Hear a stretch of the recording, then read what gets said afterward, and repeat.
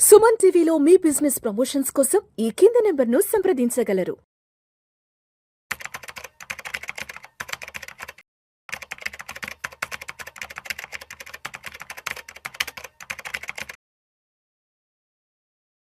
Welcome to Suman TV. నేను విష్ణు. దీపావళి అంటే మనందరికీ తెలిసింది, మనందరం సెలబ్రేట్ చేసుకునేది చిన్నప్పటి నుంచి. దీపావళి రోజున మిఠాయిలు పంచుకోవడం, లక్ష్మీదేవికి పూజ చేసుకోవడం, మన పెద్దల నుంచి బ్లెస్సింగ్స్ తీసుకోవడం, సాయంకాలం అందరం కూడా కుటుంబ సభ్యులతో కలిసి టపాకాయలు కాల్చుకోవడం, ఇదంతా మనందరికీ తెలిసిందే, రెగ్యులర్గా మనం చేసేది. కానీ స్టాక్ మార్కెట్లో ఉన్న ట్రేడర్స్కి, ఇన్వెస్టర్స్కి దీపావళి రోజున మరొక మోస్ట్ ఇంపార్టెంట్ ముఖ్యమైన ఈవెంట్ ఉంటుందండి.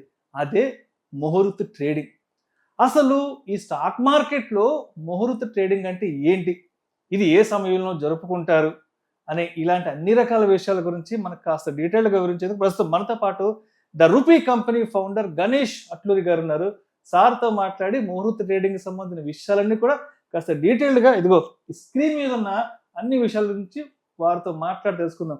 గణేష్ గారు నమస్తే సార్. నమస్తే విష్ణు గారు. గణేష్ గారు, ముందుగా మీకు దీపావళి పర్వదిన శుభాకాంక్షలు. థ్యాంక్ యూ అండి. సో గణేష్ గారు, ఏంటి అసలు ముహూర్త ట్రేడింగ్ అంటే ఏంది, ఎందుకు సంవత్సరం అంతా కూడా స్టాక్ మార్కెట్ లో ఉండే ట్రేడర్స్ అండ్ ఇన్వెస్టర్స్ ఆ శుభముహూర్తం కోసం వెయిట్ చేస్తుంటారు, అసలు ముహూర్త ట్రేడింగ్ లో ఏం జరుగుతుంది? సో ముహూర్త ట్రేడింగ్ అనేది ఒక సెంటిమెంట్ పాయింట్ అండి, అంతే. అక్కడ మనకు కొత్తగా జరిగేది ఏమి ఉండదు, రోజు జరిగే ట్రేడ్లే. కాకపోతే మనకు ఒక ట్రెడిషనల్ గా ఒక సెంటిమెంట్ ఉంది కాబట్టి ఆ ఫెస్టివల్ రోజు మనం ఒక ట్రాన్సాక్షన్ చేయాలి. అంటే జనరల్ గా టోకెన్ ట్రాన్సాక్షన్స్ అంటాం. అంటే అందుకే మీకు లార్జ్ వాల్యూమ్స్ అవ్వవు, జస్ట్ అటెంప్ట్ చేస్తారు. సో ఆ అటెంప్ట్ అనేది అంటే మార్కెట్ లో ఉన్న వాళ్ళకి సెంటిమెంట్ గా ఆ రోజు కొంత టోకెన్ అంటే బై చేసేవాళ్ళు చేస్తారు, సెల్ చేసేవాళ్ళు చేస్తారు. ఇక్కడ సాధారణంగా మనం ఏమనుకుంటాం అంటే మరి పాజిటివ్ అయితే పాజిటివ్ లోనే క్లోజ్ అవ్వాలి కదా అన్ని స్టాక్లు, మళ్ళీ అలా అవ్వవు కదా. సో పాజిటివ్ బై చేస్తున్నారంటే సెల్ చేసేవాళ్ళు కూడా ఉన్నారు కదా. మరి ఇప్పుడు సెల్లర్స్ ఉంటారు, షార్ట్ సెల్లర్స్ ఉంటారు, వాళ్ళకి అది సెంటిమెంటే కదా, వాళ్ళు కూడా సెల్ చేయాలి కదా, వాళ్ళ profession short selling.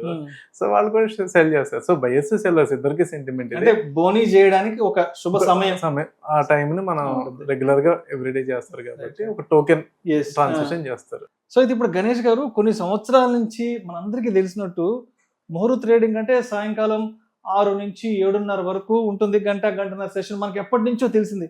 But first time Indian stock market చరిత్రలో ఈ సంవత్సరం ముహూర్త ట్రేడింగ్ ని మధ్యాహ్నానికి తీసుకొచ్చారు. మధ్యాహ్నం 1:30 నుంచి తీసుకొచ్చారు కదా.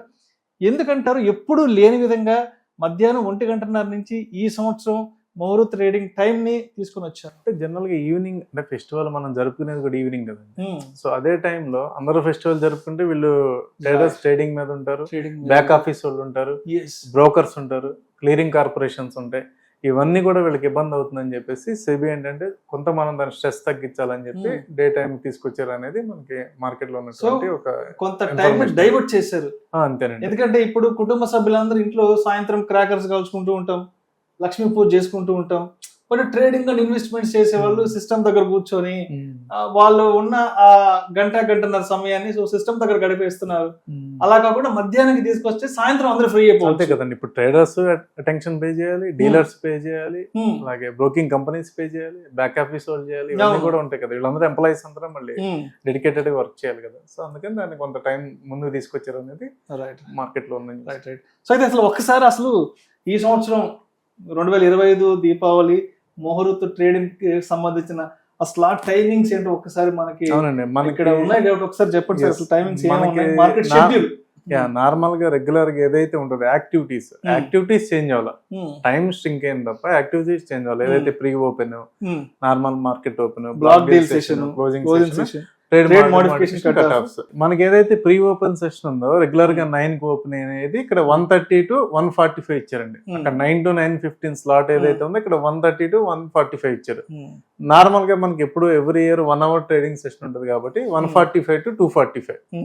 సో దాని తర్వాత బ్లాక్ డీల్ సెషన్ మనకి రెగ్యులర్ మార్కెట్ లో 2 times బ్లాక్ డీల్ సెషన్ ఉంటుంది. సేమ్ అలాగే 1:15 to 1:30. అలాగే క్లోజింగ్ సెషన్ పోస్ట్ మార్కెట్ ఏదైతే ఉందో 2:55 to 3:05 PM. మనకి ఏదైతే 3:40 తర్వాత ఉంటుందో అది ఇక్కడ మనం షిఫ్ట్ చేశారండి. తర్వాత ట్రేడ్ మోడిఫికేషన్ కట్ ఆఫ్ అనేది క్లియరింగ్ కార్పొరేషన్ కోసం షేర్ సెటిల్మెంట్ ఇది. సో ఇది వాళ్ళు ఇచ్చిన టైం షెడ్యూల్ ఆఫ్టర్నూన్, అది మన ఈవినింగ్ నుండి మధ్యాహ్నం పోస్ట్ పోన్ చేసి. అసలు ఇక్కడ మీరు ఇంకొక పాయింట్ కూడా తీసుకున్నారు కదా, సమ్మరైజింగ్ ముహూర్త trading performance in India over the past 10 years. అవునండి. సో అసలు గత 10 సంవత్సరాల్లో ముహూర్త ట్రేడింగ్ అప్పుడు మార్కెట్ బిహేవియర్ ఎలా ఉందో ఒకసారి చెప్పండి సార్. 2014 నుంచి ఇచ్చారు కదా, ఒకసారి మన కింద నుంచి 14 మనకి సెన్సెక్స్ ఎండ్ అప్ విత్ 0.24 అంటే పాజిటివ్ లో క్లోజ్ అయిందండి. 15.45% గెయిన్ 2015. మనం ఒకసారి ఇయర్ వైజ్ గా మాట్లాడదాం. అంటే ఇక్కడ ఈ 2 sessions positive. 2016 0.04% down. Okay, 2017 Nifty dip 0.6% అండి. 2018 0.7% support seen in the session. 2019 0.459% session again favour to the bulls. 2020 market 4.5% rise. అంటే ఇక్కడ మనం ఎంతైనా కానీ ప్లస్ లో క్లోజ్ అయిందా మైనస్ లో క్లోజ్ అయిందా అని చూస్తే మనకి 8 times మనకి ప్లస్ లోనే క్లోజ్ అయిందండి. 2021 0.4% ముహూర్త trading day, Nifty close up. Market were bullish, Nifty gain 0.88%, the best Diwali session in the recent years. 2023 ఇక్కడ కూడా మనకి గెయిన్ లోనే క్లోజ్ అయిందండి. సో ఇదే మనం అంటే ఈ 3 సెషన్స్ ఒక 20 years తీసుకుంటే హైయెస్ట్ ఫాల్ వచ్చి మనకి 2008 లో వచ్చిందండి. 2008 దివాళీ తర్వాత లీమన్ బ్రదర్స్ కొలాప్స్ అప్పుడు 50% మనకి క్రాష్ అయింది.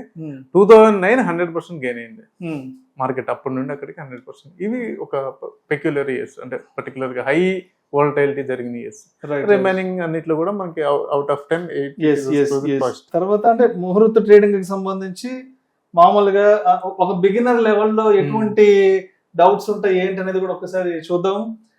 అసలు వెన్ ఈజ్ ముహూర్త ట్రేడింగ్, అసలు ఈ ముహూర్త ట్రేడింగ్ అనేది NSE BSE వాళ్ళు ఎప్పుడు చేస్తారు? మామూలుగా సాధారణంగా అయితే మనకి సాయంకాలం 5:30 6:30 నుంచి ఉంటుంది. బట్ ఈ సంవత్సరం అయితే మధ్యాహ్నం 1 గంటలకు తీసుకొని వచ్చారు.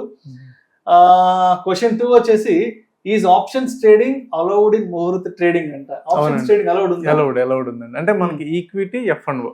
సో ఇంకొక క్వశ్చన్ ఏముందంటే, which stocks to buy in ముహూర్త ట్రేడింగ్, అంటే ముహూర్త ట్రేడింగ్ లో ఎలాంటి స్టాక్స్ కొనొచ్చు ఏంటంటే కూడా మనకు ఒక జనరల్ క్వశ్చన్ సార్. దీనికి ఏం చెప్తారు? జనరల్ గా ఏంటంటే బ్లూ చిప్ స్టాక్స్ ఎక్కువ ప్రిఫర్ చేస్తారు, ఎందుకంటే టోకెన్ కోసమే కాబట్టి. నిఫ్టీ 50 స్టాక్స్ అటెంప్ట్ చేస్తారు సాధారణంగా. సో దానికి అందుకని banking, financial, consumer goods, IT, pharma అంటే అగైన్ నిఫ్టీ డ్రైవ్ చేసే స్టాక్స్ కాబట్టి token just sentiment by. So is intraday allowed in ముహూర్త ట్రేడింగ్? yes, ఇంట్రాడే అలౌడ్ చేస్తారు. సో వాట్ టు బై ముహూర్త ట్రేడింగ్ అంటే ఇది కూడా సేమ్ ఇందాక అడిగిన సెక్టర్స్ ఆర్ స్టాక్స్ అంటే కొంతమంది దీన్ని సెంటిమెంట్ డే గా తీసుకుని SIPలు స్టార్ట్ చేసే వాళ్ళు ఉంటారు. లేదా కొంతమంది మనకి స్టాక్స్ లాంగ్ టర్మ్ అంటే దివాళీ పిక్స్ ఇస్తారు కదండి. So year to year purchase చేసే వాళ్ళు ఉంటారు లాంగ్ టర్మ్. సో ఇంకొక క్వశ్చన్ ఏంటంటే, can we sell shares on muhurta trading? Muhurta trading లో షేర్స్ ని సెల్ చేయొచ్చు? తప్పకుండా. సెల్లర్ ఉంటాయి కదా, సెల్ అండ్ పర్చేజ్ రెండు ఉంటాయి కదా. సో ఫైనల్ క్వశ్చన్ ఏంటంటే, ఈజ్ ముహూర్త ట్రేడింగ్ రియల్? అంటే ముహూర్త ట్రేడింగ్ అనేది నిజమా లేదంటే అబద్ధమా అంటూ కూడా ఒక క్వశ్చన్ ఉంది. నిజమే కదండి, సెబీనే ఇచ్చింది కదా, మన NSE అఫీషియల్ గా టైమింగ్స్ ఇచ్చింది కదా. Right sir. Thank you so much Ganesh garu. Thank you అండి. అసలు ముహూర్త ట్రేడింగ్ అంటే ఏంటి, ముహూర్త ట్రేడింగ్ రోజు అంటే ఎక్కువ మంది ఎటువంటి సెక్టార్స్ ప్రిఫర్ చేస్తారు, ఎటువంటి స్టాక్స్ ప్రిఫర్ చేస్తారు, అదేవిధంగా ప్రతిసారి ముహూర్త ట్రేడింగ్ అనేది సాయంకాలం ఉంటుంది అండ్ ఎందుకు ఈసారి అది మధ్యాహ్నం తీసుకోవచ్చులని ఇటువంటి అన్ని రకాల ఆసక్తికరమైన విషయాల గురించి మన ప్రేక్షకులతో పంచుకున్నారు sir. Thank you so much sir. Thank you అండి.